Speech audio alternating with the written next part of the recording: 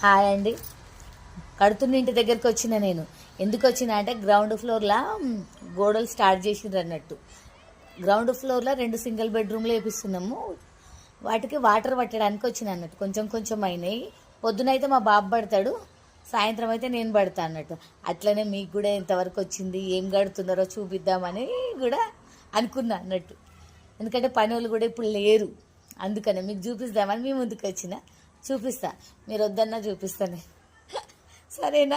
అంటే ఇగో కొంచెం కొంచెం గోడలు అయితే అయినాయి. అంటే ఇక ముందుకున్న సింగిల్ బెడ్రూమ్ అన్నట్టు. ఇది మొత్తము మీకు చూపించడానికి అయితలేదు, ఎందుకంటే మొత్తం కట్టలేదు కదా. ఏది ఎక్కడ ఉన్నది తర్వాత కట్టిన తర్వాత చూపిస్తా. ఇప్పుడైతే గోడలు అవుతున్నాయి అన్నట్టు. ఇది మొత్తము ముందుది అన్నట్టు సింగిల్ బెడ్రూమ్. ఇక్కడి వరకు ఇది వెనకాల అన్నట్టు సింగిల్ బెడ్రూమ్. ఇట్లా కట్టింది. ఇక గోడలు అయితే ఇక అక్కడ కొంచెం కడుతున్నారు, చూసిండ్రా? అక్కడ కొంచెం ఎందుకు కడుతున్నారో కూడా చెప్తాను నేను మీకు. చూసిండ్రా అండి? అంటే కొంచెం ఆపుకుంటూ ఎందుకు కడుతున్నారంటే, ఇట్లా గ్యాప్లు ఎందుకు ఇస్తున్నారంటే, మేము ఇంకా చౌకోట ఎక్కియలేదు. ఈ స్లాబ్ పడిపోయేసరికి మంచి రోజులు అన్నీ అయిపోయినాయి. మంచి రోజులు అయిపోయిన తర్వాత చౌకోట ఎక్కియొద్దు కదా, అందుకనే ఇప్పుడు సంక్రాంతి పీడ దినాలు కదా, మంచి రోజులు లేవు, పీడ దినాలు.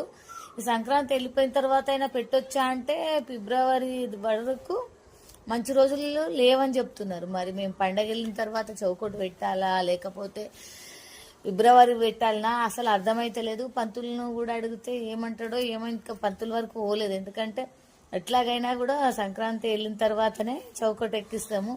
ఒకవేళ ఆయన మంచి రోజులు వచ్చే వరకు ఆపేయాలి, పెట్టొద్దని అన్నారు అనుకో, అప్పుడు పరిస్థితి ఏందో అర్థమైతలేదు. మా ఇంట్లోనైతే ఇదే విషయంగా కూడా కోపంగా మాట్లాడుకుంటున్నాం.